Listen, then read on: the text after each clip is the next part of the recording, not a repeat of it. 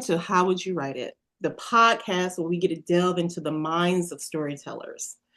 I'm your host, Nania Taylor, and I am so very happy that I get a chance to sit down with Gary Jones, a comic book writer, a world builder, and the founder of Divergent Comics.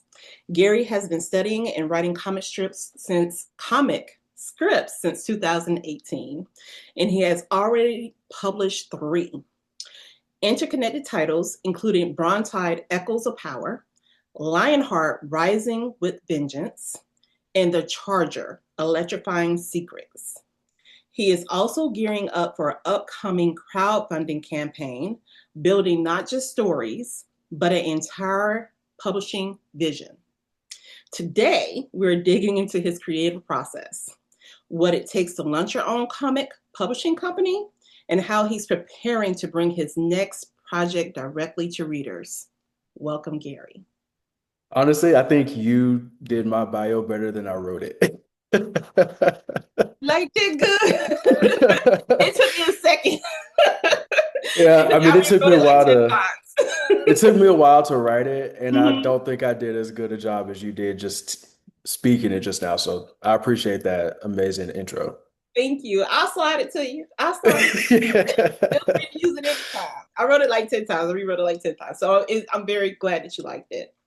Now, let's get into it a little bit, Gary. I want to know, you come from an IT background, right? Yes. What pulled you toward comic book storytelling, and what made you commit to it seriously in 2018? Like, what was like the aha moment that you went, you know what?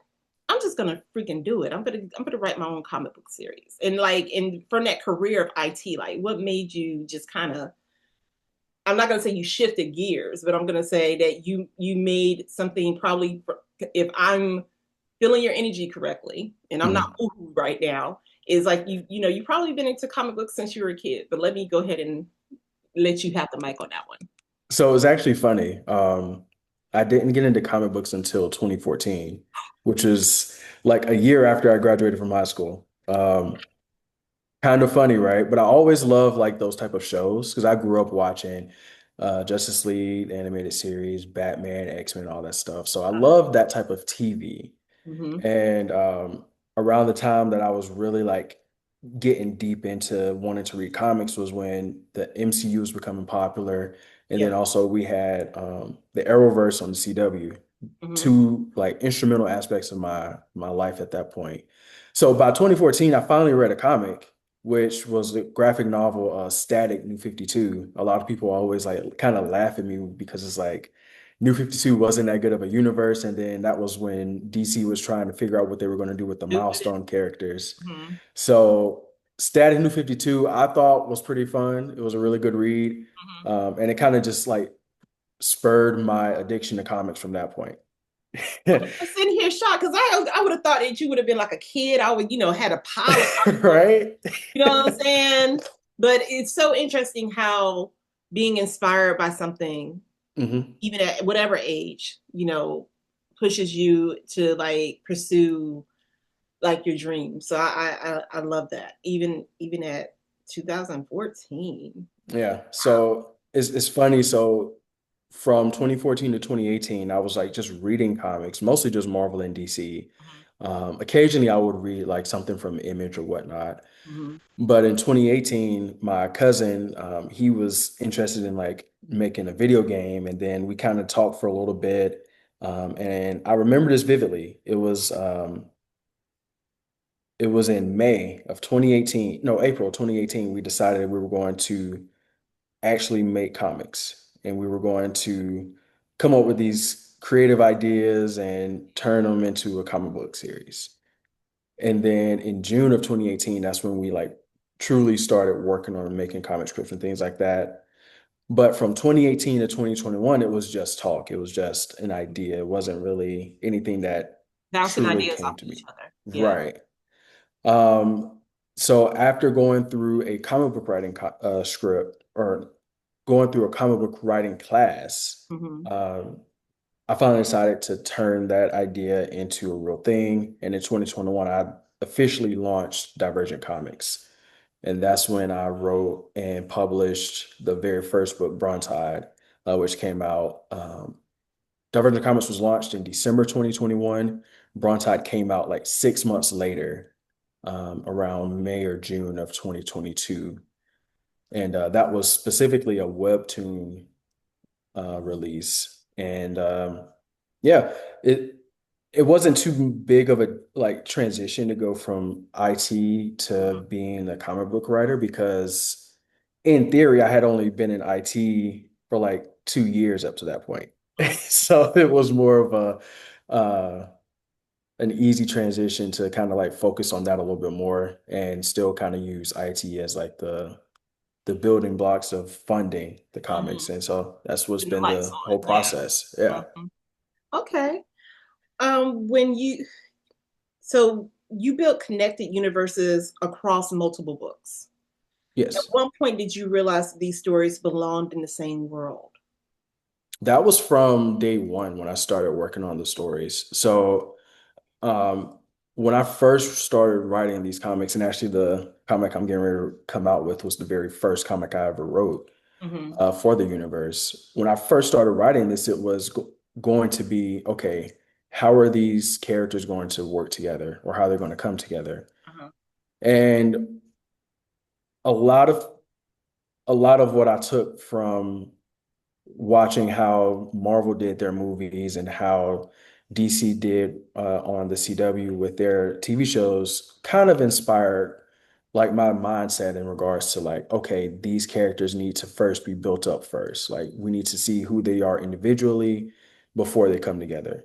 But then what helped me truly realize that I need to make their interconnected stories work later on down the road is when I started reading more of the actual comics from like DC and Marvel with their Justice League titles or Marvel with X-Men and the Avengers, things like that. So reading those stories, seeing how those writers were able to craft the stories and weave separate personalities and individual powers and abilities into one cohesive story really made it, I guess, easier for me to see how my characters, while initially, like the first story for each of them is going to look very separate because they're all dealing with their own things. They're all going to be handling their own problems. Eventually all of that is going to turn into a combined story, which will have a thread that will be a through line for each of them. So It's that's just how I came about it. that is just wild to me that you were thinking about the universe Mhm. of your story of your comic books. I didn't even think about the universe. You know what I'm saying? Yeah, I mean, Universe. You I'm went kind into of, it like, oh, let's do a universe. I think I'm kind of weird in that way. Like most people that get into IT, they Mhm. immediately want to go for like coding or something that's like front end development, things like that, things that most people consider what we call in the tech world like the sexy jobs, Mhm. because it's like the things that you get a lot of recognition for, things that you get seen for. Mhm. And with me, I prefer to be more on the back end, so I typically like to do networking. And with networking, you have to look at the overall network, and then Mhm. you have to look at where like each specific connection is coming in at.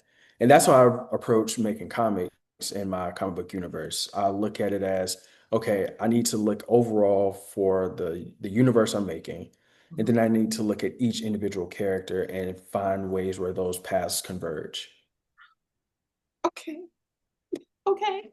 And is this something you work with your cousin still? So we started together. Mhm.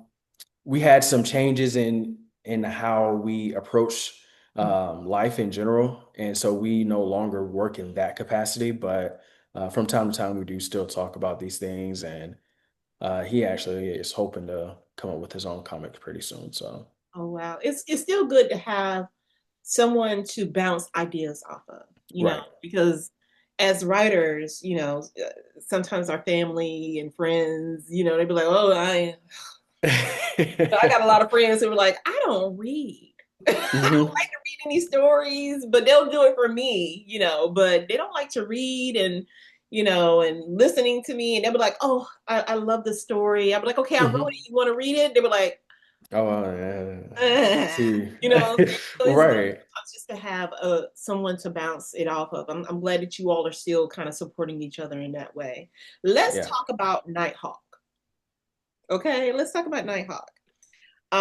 Your comic. Oh well, I'm gonna let you first tell everyone a little bit about Nighthawk and what it's about. So Nighthawk, as I said from the top, this is my baby. This is the very first story I came up with for Divergent Comics. And so it's about a a set of fraternal twins, Jerry Johnson and Kayla Johnson. And they are working together to save the city of Lakeland from the underbelly of crime. Mm-hmm. But throughout the story, the reader finds out that the underbelly of crime is actually a deeper conspiracy than what Jerry and Kayla realize. Um, there was a lot of research that went into doing this specific story Mm-hmm. because the story is going to span 12 issues overall and what I want to tell. But yeah, I I'm mean, really excited for this. I mean, just real world society right now of how there's an underbelly, and then Yeah. under that belly is another belly, and under Yeah. that belly is another belly. So I mean, I know you said you had to do research, but So the funny thing about it, if anyone follows me on social media, they know I love true crime. Mhm, I listen to true crime podcasts. I do a lot of studying up on like different criminal cases and things like that to try to like get into the mindset of like who these criminals are. mhm, And so a lot of that throughout the series of Nighthawk will be shown. mhm. But all of that was done prior to like how everything has been going on in the last like 2 years or so. So it kind of feels very funny Mhm. that his story is coming out and it's like, huh, Missing teams. Like I yeah, was like, yeah. I was reading it. I was like, missing teams.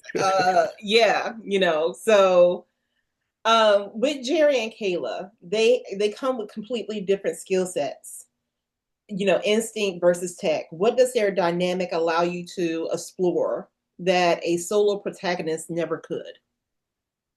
Um, I think something that you'll truly like, I think you specifically would understand is the dynamic of conflict in story.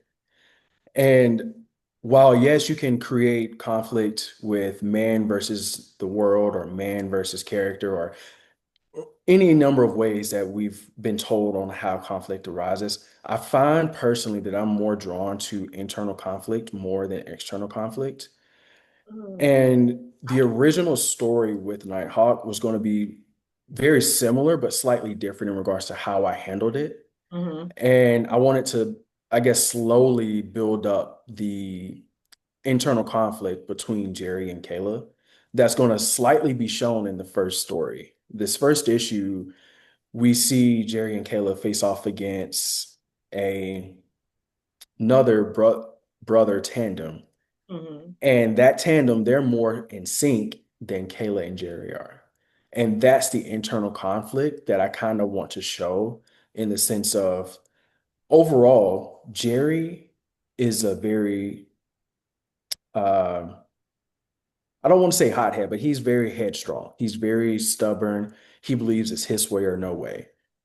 And Kayla, and this all stems from how they were raised and how they essentially were born, Mhm. like literally goes from the time that they were born up until now. Because of that, Kayla's very supportive. She's very worried and she's very, I guess the best way you can put it is frazzled quite easily. And so anytime anything happens to her brother, she's like, is this it? And so she does everything in her power to try to keep him alive, even though she is not a fighter. He is. But she does what she can with her tech because she is the tech of the tandem. Well, that's how it is when you have Yeah. a family. Like, listen, you can come from my family if you want to. I'm gonna come. Right. The story escalates from a missing persons case to something more dangerous and organized, like we just spoke about.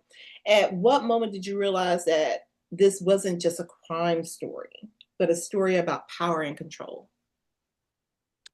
When I first wrote it, actually, Mm-hmm. I knew initially when I was writing the story how I wanted the story to end, Mm-hmm. but I didn't know how to get there. And so I didn't want to be a story that just straightforward gets from Jerry to fighting crime type of thing, because I felt like one, that isn't that interesting to me. And then two, I wanted to also introduce a character that is going to eventually be working with Jerry without fully introducing that character. Okay. And Okay. so I think adding this initial plot line gives me a nice way of kind of slowly sliding that story in. Okay. Right. So, um, I want to talk to you about the crowdfunding. Is Mhm. crowdfunding, is it going to be for Nighthawk? Yes, the campaign set to start in March is going to be specifically for the Nighthawk story. Okay. What part of this comic are you most excited and most nervous for readers to respond to? Oh, probably the introduction of the story, because I'm excited for them to read because it's going to introduce them to Jerry. It's going to introduce them to the opening plot line. That's going to be a plot for like 2 or 3 issues of the series. But I'm nervous because it's a crime thriller type of plot line. And if I'm hoping that I've written it right to the point where people can be like, I want to see more about this and see what actually happens and comes from it. I'm sure. I'm sure you got it. I'm sure you got it. Even though I the hope one so. you gave me, he gave me a little bit, y'all. He only gave me a little bit, okay? And I liked it, so he didn't give me the full. He didn't give me the full. I'm not gonna say anything bad about him. But not only give me on this much of the story. I ain't gonna say nothing bad about him, but Well, I it was appreciate really it. good. But he only gave me a little bit. Okay, okay, because I was like, "Where's the rest?" Yeah, yeah. Sir, don't be sending me this little bit. Send me the thing. I want to see what happens next. I thought there was blood on the floor, sir. It was blood on the floor. I want to see where is the blood. How we found where is that gonna lead? Like you just left me hanging there at the end. Like why That's would one of you my do favorite that? things to do, actually, is to leave people hanging a little bit. Well, you did that because I was like, well, what? Okay, where's the rest? Like I'm up here, like I'm thinking something's wrong with my phone. I was like, oh, it must have stopped because it won't go up the Hmm. next page. And then I look, I said, oh, he didn't give me the full story. Okay, you got me. You got me. Okay. But I'm excited to read the rest when you're ready. When you're ready for it, send it on over to me. Oh, yeah, Send it definitely. on over. I would love to read the rest. It's so good, everyone. So we're gonna for the crowdfunding, we're gonna put the information on the down here in the comments area The crowdfunding information will be here. Please go forth and support Black creators and Black comic books, please. Like this story is so good. Is it keeps you on the edge of your seat. Mm, It sends you around the world a little bit because it starts you out where it's some underground stuff going on, yeah, and then the mystery starts. So all I can say is I'm very proud of you, Gary. I'm I so very appreciate proud. it. I'm so excited to see where Black Hawk goes. Like I'm really excited for you on this. So please keep me in mind when you're ready to send it out. Even if I have to buy it, just let me know where I'm supposed to go click and go buy it. I will click it, click and go buy it, okay? And I'll be happy to support the crowdfunding. I So just appreciate keep me in that. mind, and like I said, everyone, please support crowdfunding. We need more voices like Gary's in the world. If you haven't already read his 3 other comic books, and we're gonna leave the links for those other 3 so you can find them.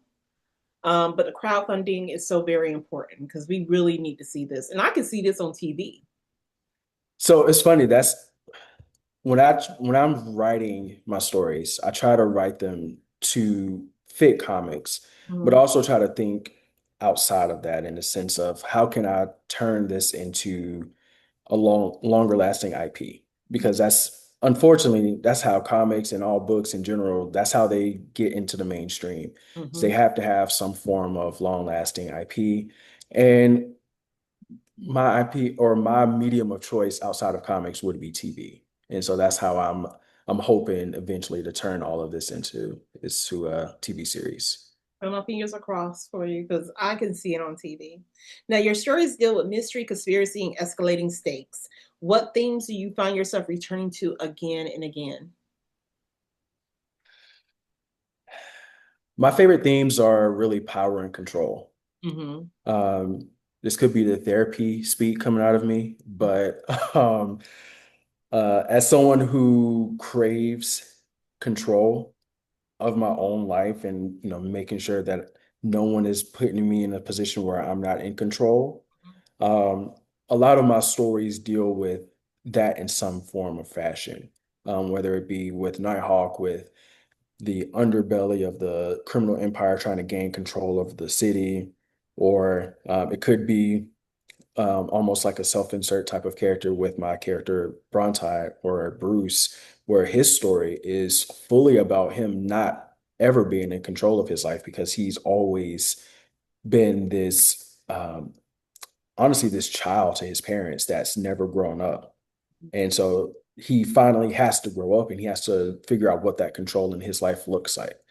So I would definitely say power and control are themes that I really, I mean, it wasn't until you actually mentioned it that I really sat and thought about like, oh yeah, that's really what I think about because even like the character Lionheart, Maria, she is a MMA fighter who turns into a vigilante due to a lot of different circumstances in her life.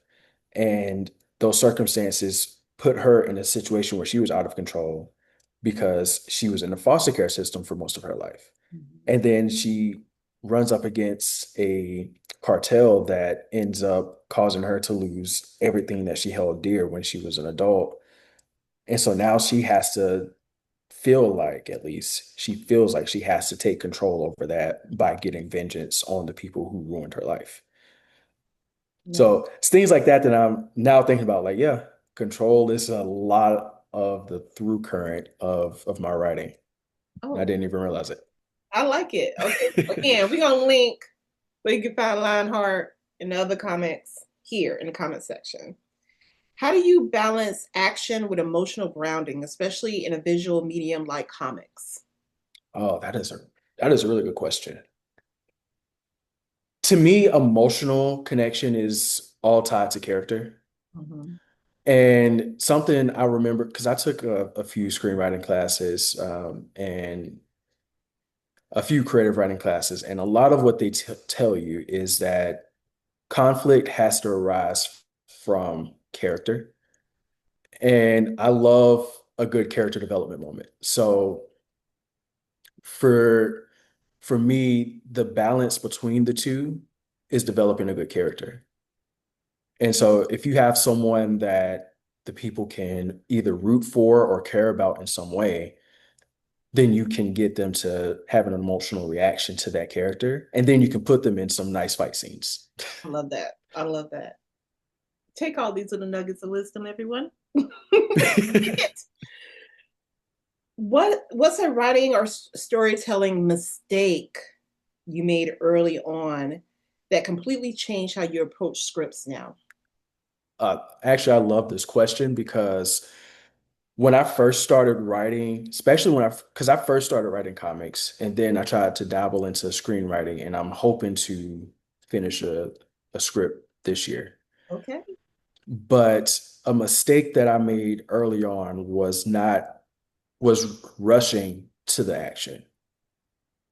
I didn't, a lot of times we watch TV and we watch movies and we get really excited for like, especially if you like really love action, you get really excited for those action scenes or Oh you yeah. get really excited for those big bombastic moments. Hmm. And it's like those moments are great in a vacuum, but what makes them exceptional is when you can combine it with slow, methodical character moments. Mhm. And when I realized that, that made me love, character-driven stories and character-driven movies and TV shows even more. So now I take the time to learn and find out who my characters are before I even write a script.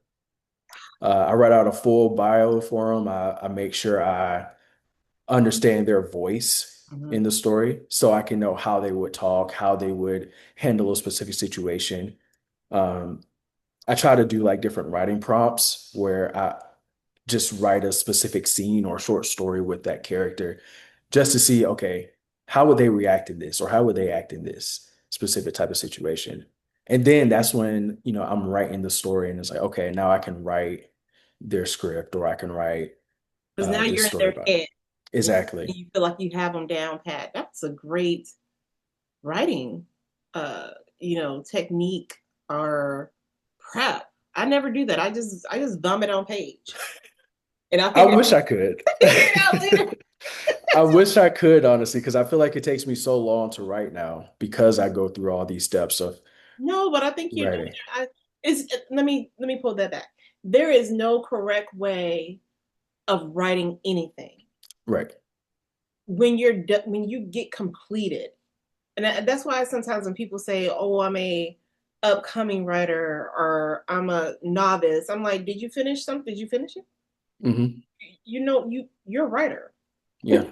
You're a writer now. There's no such thing as you're upcoming or you're a novice or something. You Hmm. have written. You now call yourself a writer. Now, are you perfect writer? May not be. You may still need work. You may still need some tools, tips of the trade, some schooling, Yeah. and some mentorship possibly. But you still are a writer. So I I agree. love the fact that there's no perfect way to approach being a creative. I agree. And I think that's why we love this art form so much. Like, I've never met someone who writes who doesn't love writing. It's, No, it's, I it's haven't met actually, anyone either. yeah. I mean, like, anytime you meet someone who's a writer, they're so excited and you ask them about what they're writing and they have like 10 different things they're working on. Millions of things, and oh God, I hope my friends did. Some of never see me say this. And friends and family, even strangers, when they find out that you're a writer, they be like, "I had this story, Yep, and every it'd be time. perfect for you to write." And I'll be like, "I got notebooks and notebooks and notebooks of stories that I have listed that I need to write." Right. Okay. When I'm writing the current story, there's another story talking to me back here, talking about, "Hey, can you get to me?" Hmm. And I have to nicely say, "I am so sorry. I'm sorry, but I won't be able to help you with your story. But I am willing to, read yours and give you feedback on yours because Hmm. they don't understand sometimes. It's as much as we love writing, as Hmm. much as we love it, it is lonely and it is you have It to be is. disciplined to sit behind a computer Hmm. as a writer on a blank page or on a piece of paper to Hmm. sit and do it. You Yeah. got to think about everything. You got to think about dialogue. You got to think about the environment. You got to think Yep. about the room. You got to think about the action. You got to think Hmm. about the plot. You got to the cadence. You got to think about Yes. moving into the next scene. You got to think about all these things. And Hmm. and as much as I love the fact that there are other people out there who are like, "Oh, you can write this for me." Right. I don't have the mental bandwidth to do I that don't. right now. I'm just my stories are calling for me to write them. My stories are saying, "Hey, when are you gonna get to me?" Right. So I say that as we love you, family members and friends and strangers, but we have our own stories already. Yeah. We would love to Oh, help you.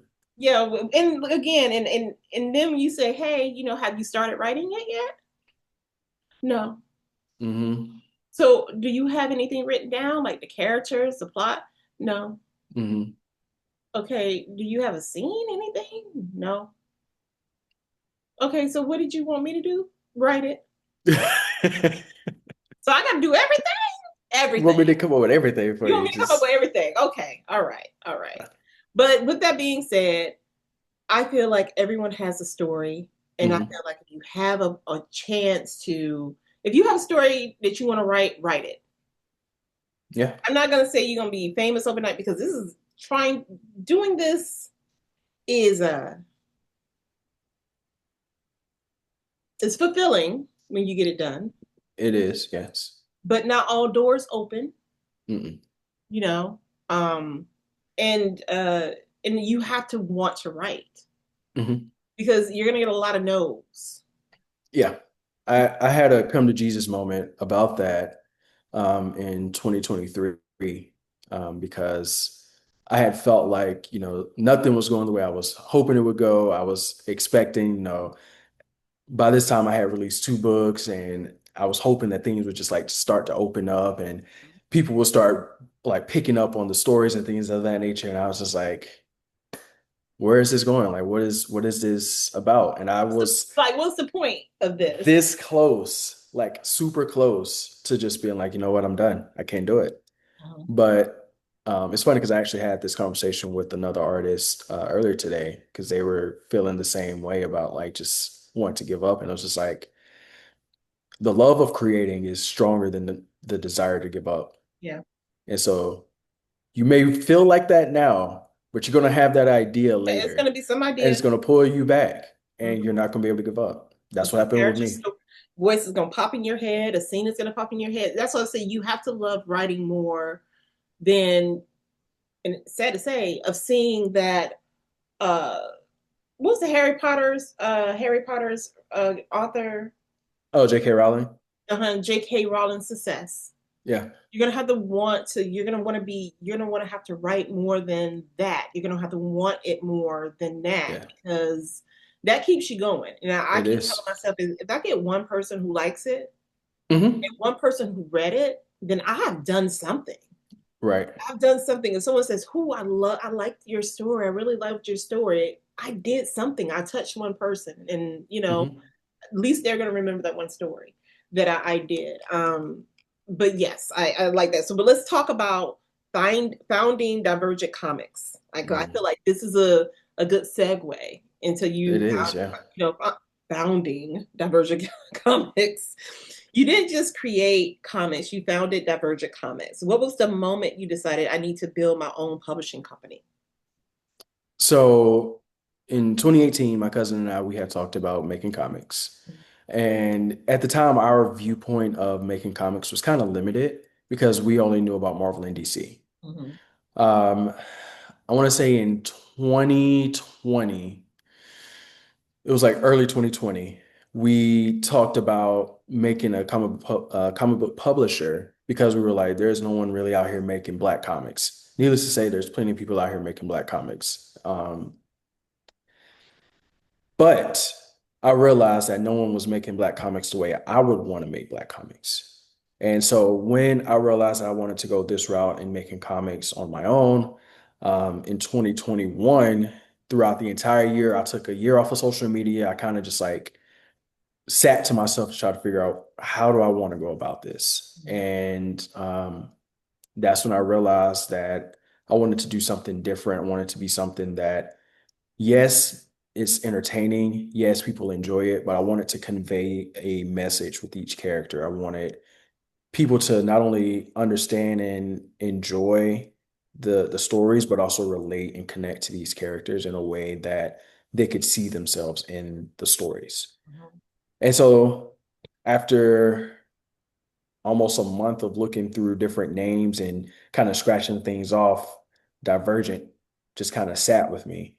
And I was like, well, there's a Divergent book series I know about in the Divergent movies, but is there a Divergent comics? And I Mhm. hadn't seen it anywhere. So I was like, well, that's mine now. And so December 2021, Divergent Comics Mhm. became a thing. I love it. What were the biggest challenges in launching your own publishing company while still being the creator? Um, Something that people don't realize, I guess, is how difficult marketing can be. Ah, Um, Especially when you're an introvert who works a normal 9 to 5, and you also have to deal with people day in and day out. So that's been the toughest part. The business aspect of it is usually just pretty easy because I just created a spreadsheet of, okay, this is what I need to do to pay off artists, or this is what I need to do to make sure I'm in the right budget. But outside of that, the marketing is the most difficult part. I feel you deeply because I'm an introvert and it's hard. Yeah. Like even promoting, how would you write it? I'm just like, oh God, Yeah. I gotta, I gotta promote. I gotta talk. I gotta, I gotta figure out ways to be creative. And I was like, I'm not the hmm marketing person, and it's not yet in my budget to find a marketing firm to do it for me or market. Same. Yeah. So it's just, it's difficult in that, but I feel that it's worth it. hmm I'm kicking and screaming to the finish line every time I'm promoting something. But I feel it's worth it because I agree. your stories need to be heard. You know what I'm Yeah. saying? And what you're doing, even though yes, we are seeing a lot more Black comic book writers and stories come out, hmm I'm not hearing about a lot of publishing companies for That's comic true. books. You know what I'm saying? I'm not Yeah. hearing a lot of people saying, hey, they created their own publishing company for the comic book. You inspired me. I was like, ugh. I'm like, I need to, oh, I should think about doing that for mine, You because should. I didn't think about that. I was just like, I would just independently publish it and keep it going. I never even thought create a hmm publishing house to house it, you know? Yeah. Um, and I think that's the uniqueness of what you're doing. So Thank you. I'm just so very proud of you. This is honestly, I guess I'll put this out there. This is really just a stepping stone for me Mhm. because I don't want Divergent Comics to just be about me. I want Divergent Comics to be a brand that brings in other creators that can get their voice heard. Because when I saw how like it's almost impossible to get published through like some of the other indie publishers like Image or Boom or some of those other companies, they make it virtually impossible. And none of them, and I've looked, none of them offer the ability to connect you with an artist. You have to already have everything ready and bring it to them, and they'll just worry about distribution.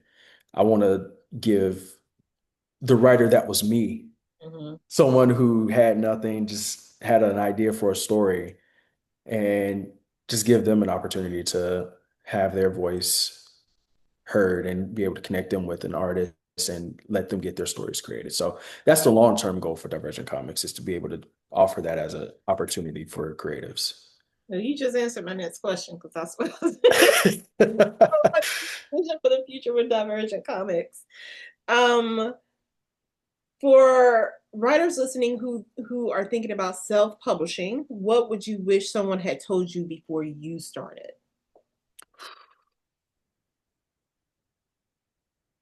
I guess my answer would be learn the craft. Because when I first started, I didn't know how a comic script's supposed to be written. I didn't know how to approach artists. I didn't know like the different methods of self-publishing because so many people think that you have to print your book to self-publish.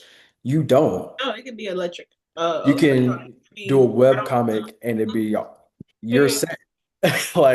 Like you don't have to have your book in comic book shops for you to be published. If that's your end goal, great, and you can work towards that. But that doesn't have to be where you start day one. So just learn the craft of the industry really. Because once you learn like the many different ways that you can do something, then you have more options. And that flexibility gives you power. Because if you know, oh, I can find an artist where I don't have to spend $10,000 to get a 24-page book done, and I can get it done in a way where it fits my vision. And then I can get it up on, I don't know, like Tapas or Webtoon. Mhm. And if I get enough viewers and I can start making money off of that, Mhm. then I can pay back the money to myself that I paid to get this art done. And next thing you know, I have a comic that's being read all over the world. Like things like that would have been gold if I I had known that like 5 years ago.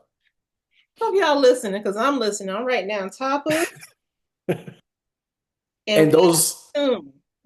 Those sites are free to publish to. You don't have to pay anything. You upload your comic on there, and then you can just start getting views from people. You put tags and stuff on it so they can put it in different algorithms for people who want to read certain things. It's honestly a godsend to have places like Tapas, like Webtoons. Global Comics is a big one that's currently getting a lot of attention. My only hesitation to recommend people to go to Global Comics is they are now being more intertwined with Marvel and DC. And so while you do get some recognition on there, I still get views on Global Comics. It's kind of going to be a little bit lower on the list just due to the Because they're sheer, now connected with Marvel. right. That, yeah, that makes sense. Okay, and then you still can do Amazon and Yes, Kindle download for yes, Amazon on there too. But that calls for marketing. it does. And I would say I tried that with my first two books, Bronze Tide and Lionheart. I put those on there. I ended up taking them down just because I have a plan that I'm going to do in 2027 on how I'm going to relaunch some things. But Amazon is, I've never had a bad issue with Kindle Direct personally. I've heard a lot of people have issues with them. I don't. I think they're a pretty solid service. I haven't run into any issues thus far on putting my comic book up on Kindle on Amazon. Yeah. I did do Global Comics. I did do there. It's just funny when they send me the little revenue thing. I was like, they be like, "You got 2 cents today. You got." Yeah. I was It's like, funny that you mentioned that because I literally got an email today that I got 4 cents off of Global Comments. I was like, can whoa. y'all just wait until the end of the month and just give me a total of like you made $1 this month or something like Right, that would make me feel a little bit better. something, you open it up like you made money today. You be like, oh, you made 2 cents. I'm like, oh, Oh, okay. nice. Yeah. All right. Well, thank you for the 2 cents. I appreciate that somebody read it. Okay, because Yeah. that's the whole point of it. Is like again, I for me is touching someone in the story Hmm. and someone going, oh wow, this is interesting. So yeah, Agreed. okay. Crowdfunding. You have the upcoming crowdfunding campaign. What made you choose crowdfunding as the next step? So when I first released Brontide, it was specifically on Webtoons and Global Comics. Mhm. And at the time, I think it was getting some reads, but it wasn't getting widespread recognition. And then I hadn't printed any books, and people were asking, where can they buy it and things like that to actually have a physical copy. Mhm. And so if I wanted to like get physical books out to people, I could do that and it would be not an issue. But the problem is the best comic book printers, you have to pay in bulk. So like I would have to get at least 25 books Mhm. for them to even ship out books for me. And 25 books, like the last campaign I did was for the last book I did, The Charger. Mhm. I bought 30 books. It came out to about almost $100 to get 30 books printed and shipped out to me. It's not really worth it if I'm doing individual orders. Yeah. So the crowdfunding is literally just to cover the cost of getting the books printed and getting them shipped out to people, and just to build more awareness and get more attention to the book because in the indie scene, more people pay attention to Kickstarter campaigns than they do actual marketing campaigns for your website. Now, I'm just gonna bring this up because I've been seeing a couple people do this on TikTok. Like they get on, take those 100 books, get on TikTok and be like, yo, here's Oh yeah. my comic book. And also, but that's the whole thing as an introvert. I've been struggling with that. I said 2026, I'm gonna do that more, and I have yet to publish a video. So It's good. uh, You need to get on it. You got to I'm get on it. working on You got to it. get on it because I mean I've seen some success stories. I don't know how good they're doing, but I am seeing like they're like, oh, I sold my 24th book today, or I sold my Hmm. 50th book today. So they are getting that attention. I'm just saying, as much as I hate to say it, We gotta market it. We gotta market. Use all the tools in the arsenal. And market. Yeah. I'm talking to myself too because I need to market Tater too, and I need to get it out there. But I just, Right. yeah, we'll figure it out. We gonna do this, Gary. We're Okay, going to get it. we're gonna get it. Okay, because we have to. We need to. Yeah. Our stories are worth being heard. Our And voices need to be told. yes. Okay. How early did you start preparing for this campaign, and what surprised you most during the process? So I started working on the campaign. So I started the actual art for the book started back in December of 2024. Mhm. We're almost done with everything. I had the idea for doing a Kickstarter in June of 2025. And then September of 2025 is when I actually started building the Kickstarter page. And then I didn't finalize everything until December of 2025. And I launched the pre-launch page in January of 2026. Okay. Okay. And when will the campaign be closed? How much time do we have to support? So I'm launching it March 1st. Okay. Um, Originally, I wanted to do February, but some issues came up with art. So March 1st is going to be the official launch date of the campaign, and it's going to go through the end of March. So probably 30, 31. I don't remember. Is March a 31 or 30 day? I think March is a 30 day. Okay. So All right, March 30. folks. Y'all heard him? March 1st. Okay, it's open. Now, I don't know when y'all gonna see this, but if you see it between March 1st and March 30th, get on it. Okay, it's in the comment section. It's the link. Go and support. Okay? Thank you, because I know you want to support. I know you want to do it. Do you hear this man and how brilliant he is? He was thinking like Marvel and DC and the universe. And I'm over here thinking, oh, it's just a series. I don't think I'm gonna do six issues and that'll be the end of the story. This man has made a universe. Do you hear me? Let's support him, okay? Let's support. All right. Now, um, where do you see Divergent Comics universe expanding next? New characters, new genres, or new formats? So I'm actually going to be working on the last character to be introduced in the Divergent universe. That's going to be starting soon, and his story should be coming to Kickstarter. If not the end of 2026, it'll be around this time, 2027. And that'll be the last character introduced before I start going into The end game thingy. the graphic novel story of all the characters and their stories fully being fleshed out. Okay.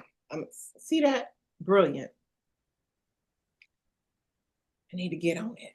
You gotta be quick enough. And I was not.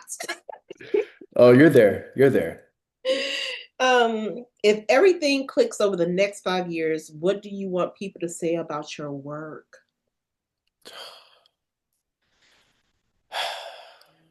If everything clicks over the next 5 years, that means all of my stories get told the way that I wanted them told in comics, and a TV series gets greenlit, Mhm. which to me, that would mean that someone is saying this story is inspiring. Mhm. Um, in some way, shape, or form, I would love people just to be inspired, whether it be inspired to make it into like a TV series or just inspired to just be a better person. That's all I would ask for. I love that. Well, Gary, thank you so much for Oh, coming thank you. on it. And you are more than welcome to come back anytime. But before you go, I got a couple more questions for you. Mhm. Where can everyone find you? So I'm on Facebook and Instagram at Gary Jones. I'm more active on Threads than anything, which on Threads I'm there under GMTJ2K, I believe. You can also find Divergent Comics on Threads and on social media on Facebook and Instagram at Divergent Comics on Instagram, and Threads is Divergent_Comics, or it might be on Facebook as Divergent_Comics. It's one of those two, Mm-hmm. but that's how you can find me and the Divergent Comics brand on social media. And I'll make sure to put those links down here too. Okay. Um, Before you, like the very last question I ask all my guests on how would you write it if you owned the very last Blockbuster video store. And I Mhm. know some youngsters, you're like, what is a Blockbuster? Look it up, Google it. Blockbuster video store. And it had, and you had some customers coming in and you needed, and they were asking you for recommendations of IP. Mhm. What IP would you recommend for them to view? What videos would you hand over to them? So the first one is going to be one that I would say over the last 2 years have just fallen in love with more and more. And that's the Hunger Games. Pick any one of the movies out of the series. I recommend all of them. I really love the movies. I've been getting the books on Audible and listening to those, and they're really good there too. So Hunger Games is definitely like easy number one. Okay. Okay. Number two was a little bit tougher. I had to really think on this one, but Mission Impossible. I love those movies. Those are my favorite. Now, I wouldn't recommend the last one, Dead Reckoning 2. Wasn't a fan of that one. The one where he died? I thought Um, Daniel Craig James Bond died. no, so this is the Ethan Hunt. He was Oh, facing off Ethan Hunt. against No, the the one, AI. oh, no, no, no. I'm confusing that with James Bond in my head. James Bond, yeah, that's what you said. Yeah. No, Ethan Hunt, the very last one where he had to beat the computer. Yeah. Yeah. That last one, I don't recommend that one. Oh, But all the other ones, really good. did High recommend. did you not like it because it was the end of the series? Um, so every Mission Impossible movie, you can tell what was the stunt, Mm-hmm. like the stunt. Mm-hmm. There wasn't a stunt in this last one. I didn't feel it.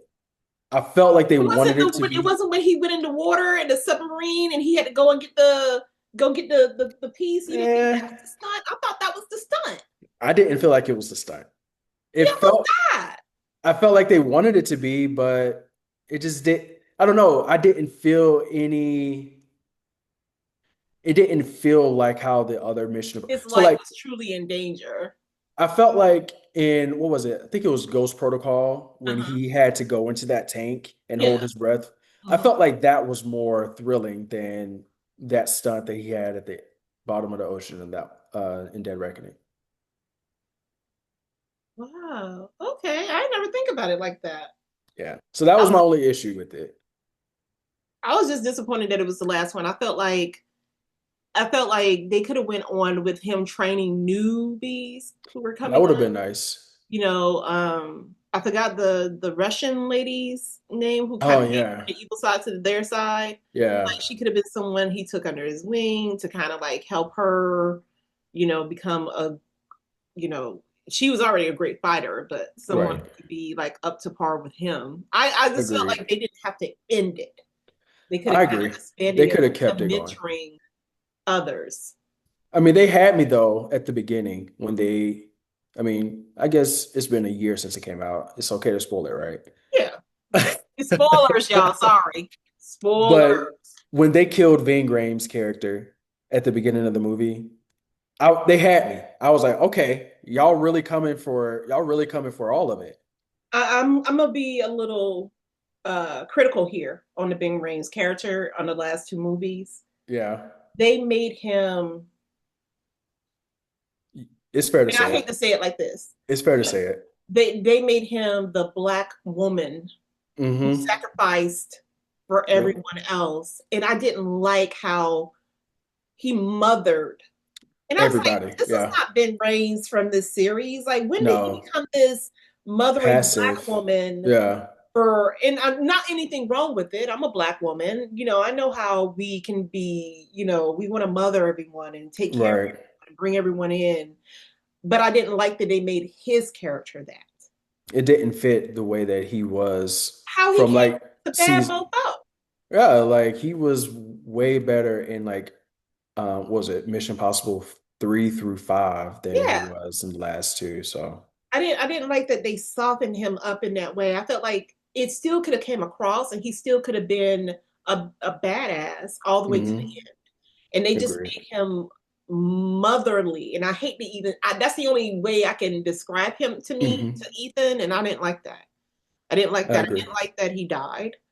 Because I was like, well, you got two other white people back here. I can't kill one of these white. Sorry to say, Black History Month. I get away with this. Away with this. And I I'm just agree. saying that bothered me. His character, the last two movies. Yeah. Yeah. I'm on agreement with you on that one. Yeah, but I still love Mission Impossible. Tom Cruise is one of these people that I really would love to just sit with in his mind and Same. creativity, because I feel like hmm he has so much experience and knowledge that he will be able to, like, mentor a lot of up and coming people in the industry of Agreed. writing and what makes a movie look good. He and Will Smith, actually, I believe they'd be hmm great mentors. So I'm not saying that as a downer. I just said I didn't like how they portrayed Vin Rain's character in the last two movies. That's That's fair. all. Yeah. Well, we have to make a campaign to get Tom Cruise on here. Oh God, I would love to have Tom Cruise on here. Mm-mm-mm. Like, really, I would just like to crack his brain open and just like tell me everything that you know about and how to make it and da da da. Because I really feel that they would just drop some really great nuggets of wisdom upon all of us who are still uh, struggling to knock the door open or kick the door open or build our own table or whatever you want to, however you want to state it. With hmm that being said, my dear audience, thank you, Gary, again for coming on How Would You Write It? It's no Uh, problem. thank you, everyone who's watching. Please subscribe if you want to. Again, this is a place where I just want all the creatives to have their voices uh, heard. I want them to be able to tell you the story behind the story, and I hope that that's what it comes across. But for all the new creatives who are still struggling, you got this. And I know the world is hard, and what's all going on. It makes it difficult for some of us to even get behind your keyboard or your notepad or however you do it, however you are being creative. But your voice is still needed. You're still needed. The world is going to write itself at some point. It is. And we want to see your stories. We want to see your creativity. So please keep at it. And we'll see you next time on How Would You Write It?